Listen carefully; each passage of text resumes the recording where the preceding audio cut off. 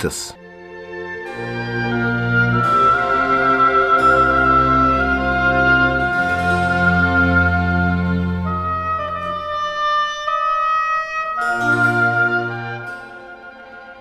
Edhe Isui, kur erdhi në anët e qesarisë së Filipit, pyeste nxënësit e tij duke thënë: "Cili thon njerëzit se jam unë, biri i njeriut?" Edhe ata thanë: "Ca thonë se je Joan Pagzori, e të tjerë Ilia, e të tjerë Jeremia ose një nga profetët."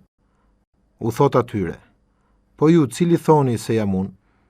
Edhe Simon Pietri u përgjigje tha: "Ti je Krishti, i biri i Perëndisë së gjallë."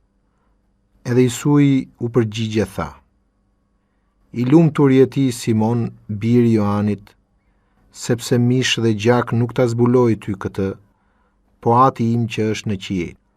Edhe unë po të them se ti je Pjetër, shkëmb, dhe përmbi këtë shkëmb do të ndërtoj kishën time, dhe dyert e Hadit nuk do të kenë fuqi përmbi të, edhe do të jap ty kyçet e mbretërisë së qiejve, dhe ç'të lidhësh mbi dhe, do të jetë lidhur në qiell, dhe ç'të zgjidhësh mbi dhe, do të jetë zgjidhur në qiell."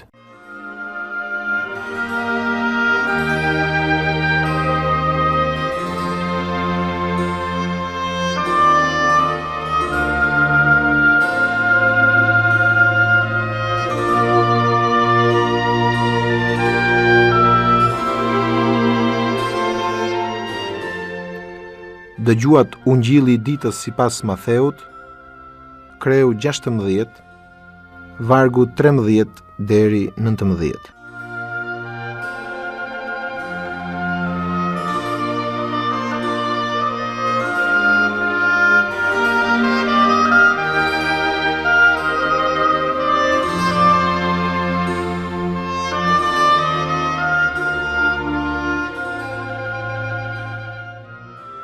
Komenti Ungjillit.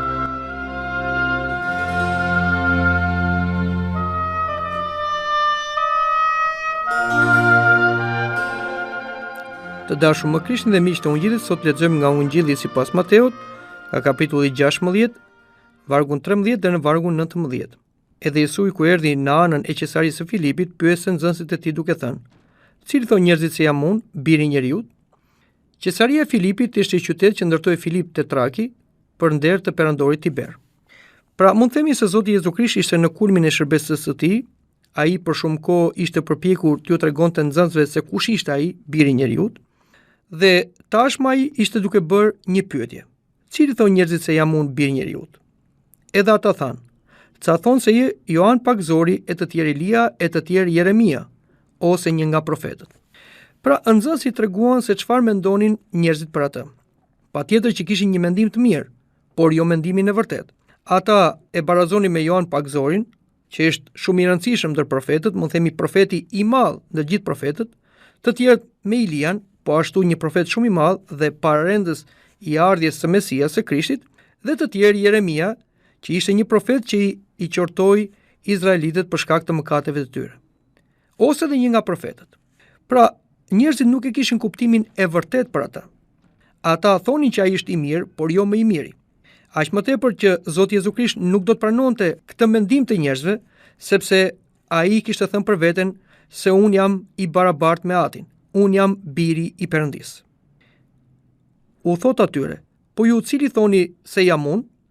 Edhe Simon Pietri u përgjigje tha: "Ti je Krishti, i biri i Perëndisë së gjallë." Pra, Zoti Jezu Krisht pyet tani apostujt: "Po ju, cili thoni se jam unë?"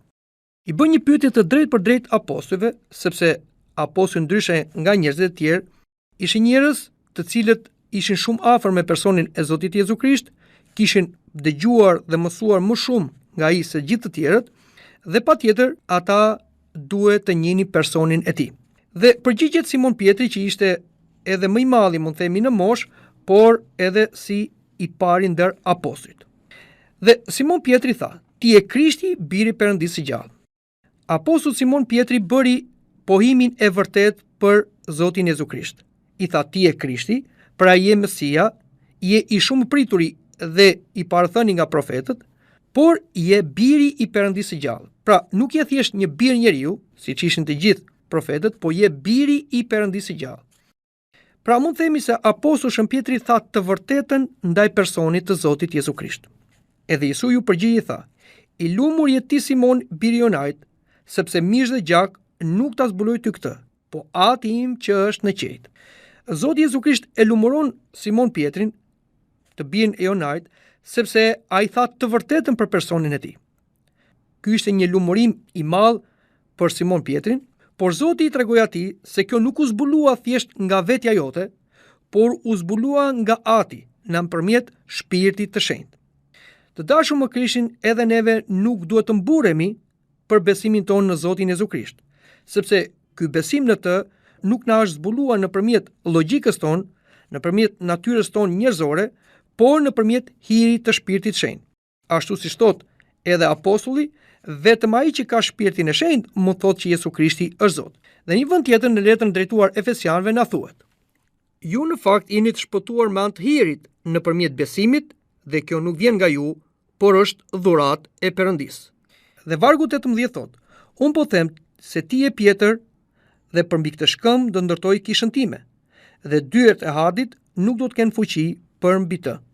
Pra, Zoti Jezu Krisht tashmë i thot apostullit Simon Pjetër që ti je Pjetër, pra që është e përkthyer në gur në shkëmb, dhe përmbi këtë shkëmb do ndërtoj kishën time. Shumë diskutime janë bërë për këto vargje të Ungjillit, por neve do të japim kuptimin e vërtet ashtu si na mëson dhe kisha jonë ortodokse.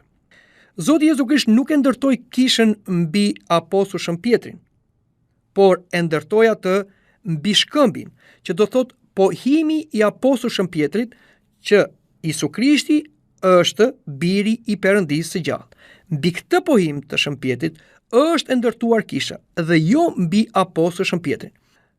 Këtë e kemi shumë bukur në letrën drejtuar Efesianëve, ku apostulli Shën Pavli thot: "Ju pra nuk jeni më të huaj as bujtus, por bashkëqytetar të shenjtorëve dhe pjesëtar të familjes Perëndisë, të ndërtuar mbi themelin e apostujve dhe të profetëve, duke qenë Jesu Krishti vetë guri i qoshës."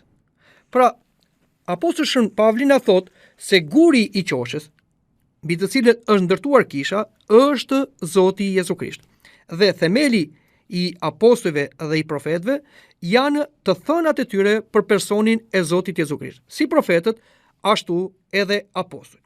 Dhe shkëmbi mbi të cilën është ndërtuar kisha është vetë Zoti Jezu Krisht, dhe përsëri këtë kemi në letrën e apostullit Shën Pavli drejtuar Korintasve, ku ai na thot: "Sepse o vëllezër, unë nuk dua që ju të mos e dini se gjithë etrit tanë ishin në ren, dhe të gjithë shkuan në përdet, dhe gjithë u pagëzuan për mojsinë në re dhe në det. Të gjithë hëngrën të njëjtin ushqim frymor, dhe të gjithë pinë të njëjtën pije frymore, sepse pinë prej shkëmbit frymor që i ndiqte, dhe ky shkëmb ishte Krishti." Pra, apostulli Shën Pavli në letrën drejtuar Korintasve na thot që shkëmbi është Krishti. Edhe në atë kohë, judejt shkëmbin e kishin si simbol të Perëndisë. Pra, kisha është ndërtuar mbi shkëmbin, mbi Perëndin njeriun, mbi Zotin Jezu Krisht. Të dashur më Krishtin, asnjëherë kisha jon ortodokse nuk e ka keq kuptuar këtë thënie të Zotit Jezu Krisht drejtuar Simon Pjetrit që ti je Pjetër, dhe mbi këtë shkëmb unë ndërtoj kishën time. Vërtet, apostulli Shën Simon Pjetri është protokorife, pra bashkë me apostulli Shën Pavlin, ndër apostujt, por ai është i pari ndër barabartët. Ai nuk quhet asnjëherë zëvendësi i Krishtit dhe i pagabushëm. Sepse përsëri kemi një rast tjetër në Shkrimin e Shenjtë kur apostulli Shën Pavli e kundërshton Shën Pjetrin për një veprim të gabuar që ai mbante ndaj paganëve. Dhe ja ku thuhet: "Por unë kur parë se ata nuk esin drejt sipas vërtetës së Ungjillit, i thash Pjetrit përpara të gjithëve: në qoftë se ti që je jude rron por si jo hebrejnë dhe jo si judejnë, pse i dytëron jo hebrejnë të rrojnë si judejnë?" Pra, të dashur më Krishtin, duhet jemi të kujdesshëm, sepse si thash më përpara, ky varg ka pas interpretime të ndryshme edhe të gabuara. Pra, ne besojmë se kisha është ndërtuar mbi thënien që apostulli Shën Pjetri tha: "Ti je Krishti i biri Perëndisë së gjallë." Dhe vargu më poshtë thot: "Dhe dyert e Hadit nuk do të kenë fuqi përmbi të." Çdo të thot dyert e Hadit, do thot gjithë likësia e djallit dhe e vdekjes që do të lëshohet kundër kishës nuk do të ketë fuqi mbi atë.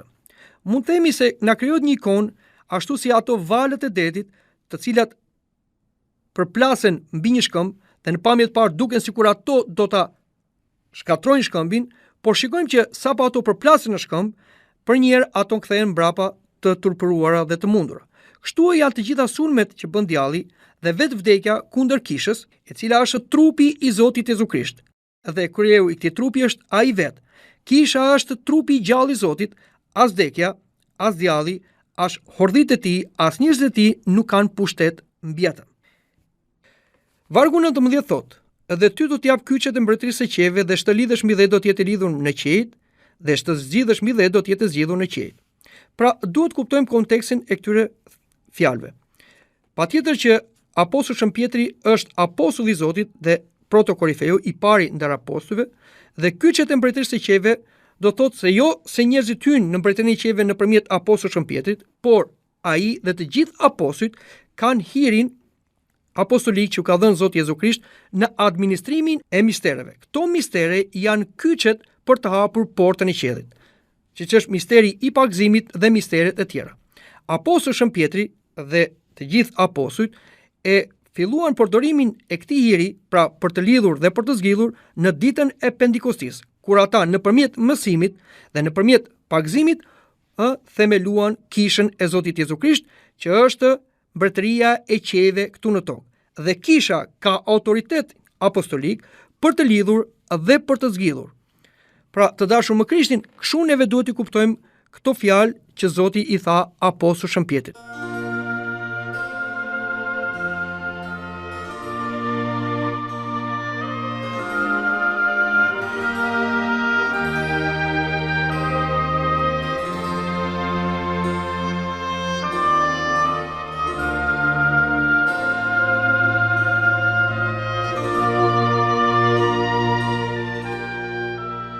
Dëgjuat komentin e Ungjillit.